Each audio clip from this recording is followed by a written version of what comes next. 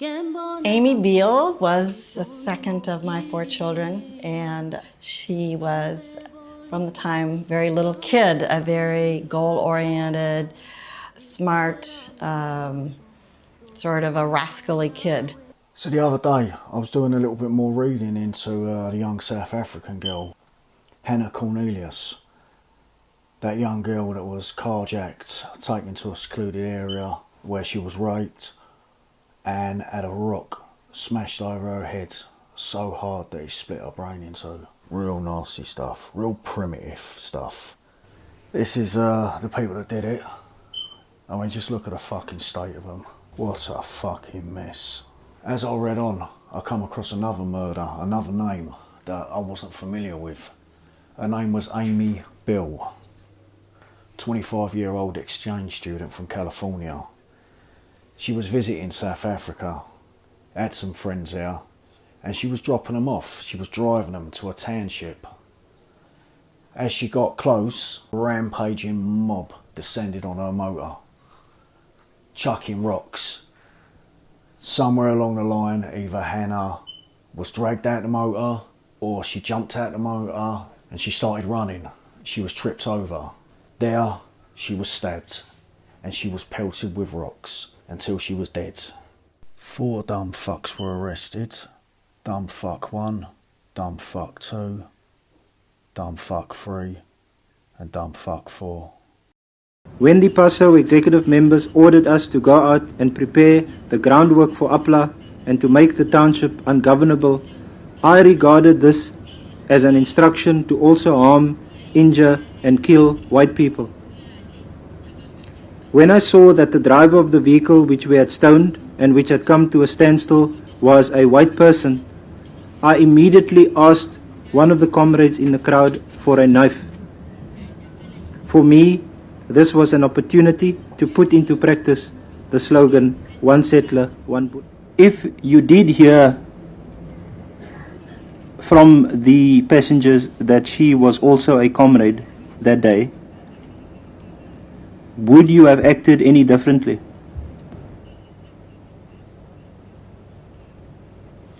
I don't think so. At the time, we're in very high spirits, and the white people were oppressive. We had no mercy on the white people. A white person was a white person to our eyes.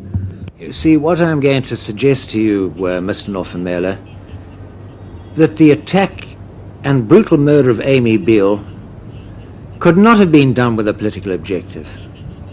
It was wanton brutality, like a pack of sharks smelling blood. Isn't that the truth? To be honest, I didn't care much because she's a white lady. She's white, she's white. How many blacks have been died? At first, because I didn't know that my cousin was also involved there. But even if he was, I would feel the same. She's a white woman. Then what the hell must I care about her? I stabbed Amy Biehl because I saw her as a target, a settler. I was highly politically motivated by the events of that day and by the climate prevailing in the township. How did you possibly think that the killing of a single, unarmed, white young woman would bring about your objective? You had no mercy in your heart that day. Aye. No.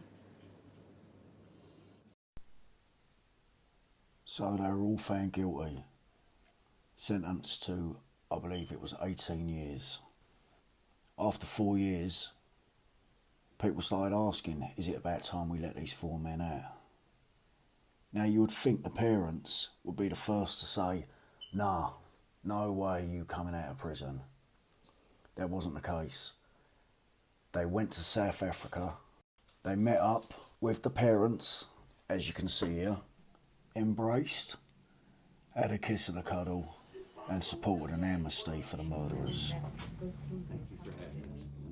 Thank you for being so... Don't cry. Yeah. Don't cry.